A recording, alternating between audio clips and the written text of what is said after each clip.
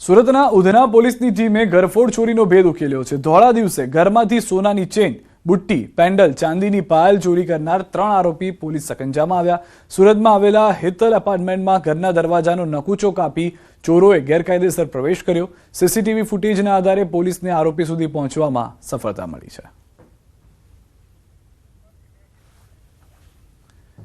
કચ્છના માંડવીના બિદડા પાસે એસટી બસ બની ધક્કાગાડી। માંડવી મુન્દ્રા રૂટની બસ માનવ મંદિર પાસે ખોટવાઈ। આજે સવારના 9 વાગે બસ બંધ પડી। લોકોએ ધક્કા આપી બસને શરૂ કરવાના પ્રયાસો કર્યા।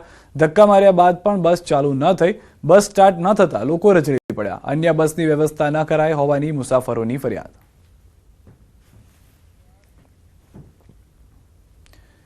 રાજકોટના ધોરાજીમાં મક્કા મસ્જિદ પાસે 25 વર્ષના યુવકે ઝેરી દવા પી જીવન ટૂંકાવ્યું। અગમ્ય કારણોસર યુવકે ઝેરી દવા પી લીધી હતી।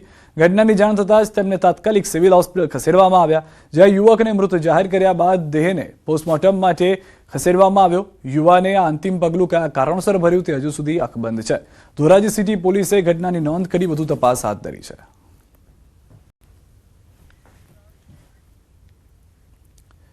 અમદાવાદમાં 1.25 લાખની કિંમતનો ઝડપાયો છે દારૂ। બોપલ વિસ્તારમાંથી ઝડપાયો વિદેશી દારૂ। મયુર ડાય કેમિકલના ભાગીદાર પાસેથી ઘરેથી જ મળ્યો છે દારૂ। બોપલ પોલીસે ગુનો નોંધી વધુ તપાસ હાથ ધરી છે।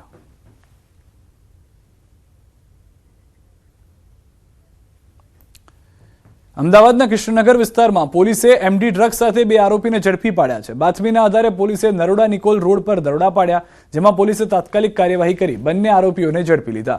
તપાસ દરમિયાન આરોપીઓ પાસેથી કુલ 27 ગ્રામ જેટલું અંદાજે 84,000 રૂપિયાનું એમડી ડ્રગ્સ સહિત 1,24,000નો મુદ્દામાલ જપ્ત કરવામાં આવ્યો। પ્રાથમિક તપાસમાં તેમના સામે કોઈ અગાઉનો ગુનાહિત ઇતિહાસ મળ્યો નથી અને તેઓ મજૂરી કામ કરતા હતા, પરંતુ વધુ પૈસા કમાવાની લાલચે આ ગેરકાયદેસર પ્રવૃત્તિમાં જોડાયા હતા।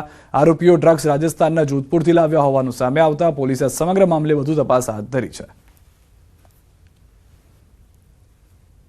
ત્યારે પોલીસ ત્યાં જઈને 2 લોકોની અટકાયત કરી છે અને એમના પાસેથી કુલ 28 ગ્રામ એમડી ડ્રગ્સ જેની કિંમત 84,000 અને કુલ મુદ્દામાલ 1,24,000નો કબજે કર્યું છે। અને જે પ્રાથમિક દૃષ્ટિએ જે માહિતી મળી છે કે આ લોકોએ જોધપુર પાસેથી આ ડ્રગ્સ લાયા હતા અને અહીંયા છૂટક વેચાણ કરતા હતા। તેમ છતાં હવે આગળની તપાસ ચાલી રહી છે। વર્ષ 2022માં ધારાસભ્ય અનંત પટેલ સહિત કોંગી આગેવાનો પર ગુનો નોંધાયો હતો। ધારાસભ્ય અનંત પટેલ, કોંગ્રેસ જિલ્લા પ્રમુખ શૈલેષ પટેલ, ખેરગામ સરપંચ ઝરણા પટેલ સહિત 22 સામે લૂંટ, એટેમ્પ્ટ ટુ કમિટ મર્ડર સહિતના ગુના નોંધાયા હતા। ત્યારે આ મામલે ગૃહ વિભાગે સ્પેશિયલ પીપીની નિમણૂક કરાઈ છે। ત્યારે સરકાર તરફથી સ્પેશિયલ પીપી નયન સુખડવાલાએ દલીલ કરી। સુખડવાલાએ બિન તહોમત છોડવાની અરજી સામે ફરિયાદમાં આરોપીઓની ભૂમિકા સ્પષ્ટ હોવાની દલીલ કરી। આગામી સુનાવણી 9મી એપ્રિલે હાથ ધરાશે। ત્યારે આપણે જો પ્રાઇમા ફેસી રીતે ફરિયાદ જોવા જોઈએ તો ફરિયાદમાં આ ધારાસભ્ય અનંતભાઈ અને કોંગ્રેસના જે સચિનભાઈ છે, સચિન, પછી સરપંચ ઝરણાબેન છે અને બીજા કોંગ્રેસના જે આગેવાનો છે, તેનો રોલ ફરિયાદમાં જ જણાવેલો છે।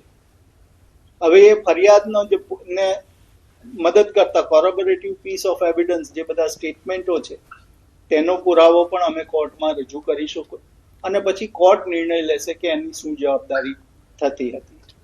સુરત શહેરમાં જીલાણી બ્રિજ પર બનેલી દુર્ઘટના બાદ સુરત મહાનગરપાલિકા સજાગ બની છે। ગત 14 જાન્યુઆરીના રોજ ઉત્તરાયણના દિવસે એક દુર્ઘટનામાં બાઇક સવારના ગળામાં ચાઇનીઝ દોરી વાગતા તેઓ બ્રિજ પરથી નીચે પટકાયા હતા, જેમાં 3 લોકોના દુઃખદ મોત થયા હતા। આ ઘટનાના અનુસંધાને કોંગ્રેસના પૂર્વ વિધાનસભા પ્રમુખ મારૂફ પટેલે કમિશનરને પત્ર લખીને બ્રિજ પર લોખંડની ગ્રીલ લગાવવાની માંગ કરી હતી। જીલાણી બ્રિજ પરથી નીચે પટકાઈને મૃત્યુ થયું હતું, ત્યારે સુરત મહાનગરપાલિકાના કમિશનર સાહેબને પણ લેખિતમાં ફરિયાદ કરી હતી, સ્ટેન્ડિંગ કમિટીમાં પણ ફરિયાદ કરી હતી। આજે સુરત મહાનગરપાલિકા દ્વારા જીલાની બ્રિજ પર ગ્રીલનું કામ ચાલુ કરવામાં આવ્યું છે, તે બદલ સુરત મહાનગરપાલિકાનો ખૂબ ખૂબ આભાર।